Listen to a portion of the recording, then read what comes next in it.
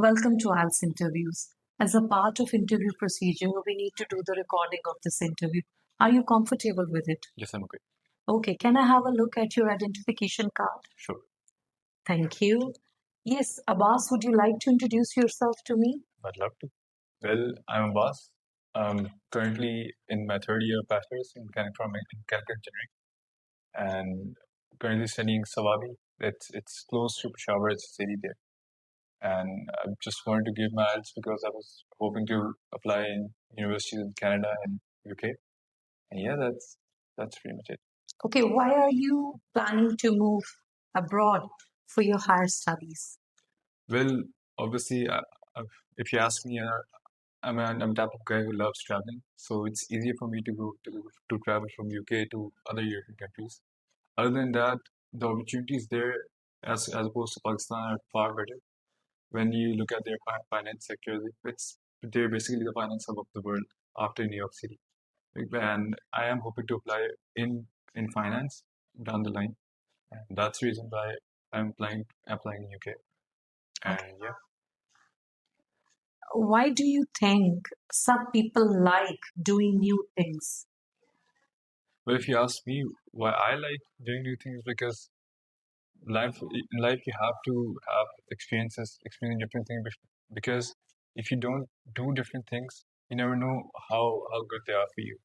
Like when I was little, I used to think that I could never swim, but when I started swimming, it's one of my favorite sports right now. I do swim every single day. Yeah. So Do if you I think people around you they like doing new things or they are not very much interested? Well, if you look at the younger generation, obviously they are quite curious. They like doing new things, going to new places, trying new food. But down the line, in the older generations, like people with my dad's age or my grandfather's age, they are pretty stick to their schedule, doing whatever they do, like going to work and coming back, their food, everything in their schedule is tight and What problems can people have when they try new activities for the first time? it can be really anxious. They can be really anxious because everyone around them they're doing stuff and they know what they're doing. Well, like when someone joins the gym, he's very anxious seeing everyone around and that everyone has such great body, everyone is so fit, and he feels insecure about himself that I might not be able to be as good as them. But that's one of the major things people do when they try new things because they're just thinking that they would fail. And I feel like that's not a really good approach to trying new things. What kind of things do children learn to do when they are very young? Well, they learn to talk. That's one of the things. And other than that, they learn to eat. They learn to communicate, and they learn to behave in certain places. For example, when they're in school, they have to be disciplined. When they're with parents, they can be whoever they want to be. So, Do you think children and adults learn to do new things in the same way? no, definitely not. Children like if I talk about children, they are prone to new things because they're very easy or adaptable because they haven't seen everything yet. They haven't seen the world. They haven't seen. They're not really sure what they like and what they don't like. And when you take the example of parents or people with an older age, they have been living for 40 or 50 years or so, and they know what the things they like and they don't like. And due to that, they have a really judgmental approach to things and trying out new things and learning new things. Okay. Abbas, I'm going to give you a cue card. You'll be having 1 minute to think about it. And if you feel like making some notes, you can also make some notes. This is the topic, and these are the points you should cover. You'll be having 2 minutes to speak on this topic. Your 1 minute thinking time starts now.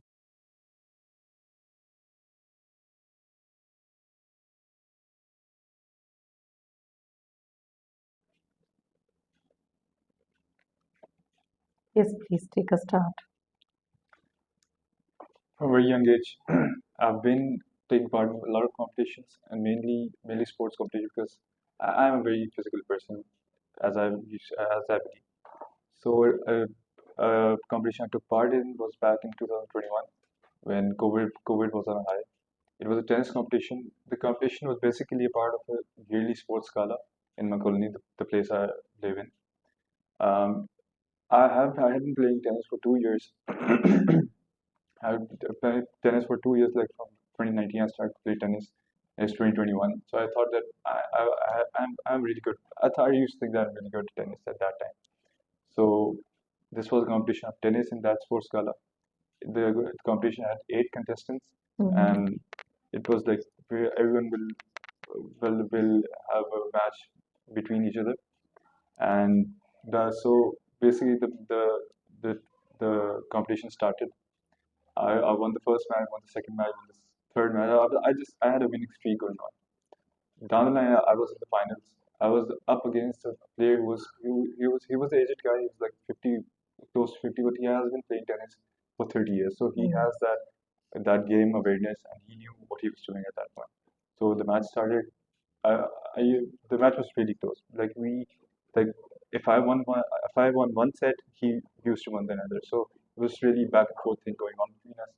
So at the end, I barely won that match by a single point, and when I won that match in the finals, everyone was standing here. My parents were pins. They were they were clapping for me. I was on the podium, and then they awarded me with the trophy. And funnily enough, a new racket because mine was close to be broken. So basically, the reason why I participated in this competition is that I want to try out. I want to see that how far I can go, how far I can compete with others, and how good I could be. And that competition taught me a lot that there is so much more to learn from, and there's so much things that I need to know before calling myself the best player. Yeah. Nice. Abbas, tell me what type of services such as libraries or health centers are available to the people who live in your area?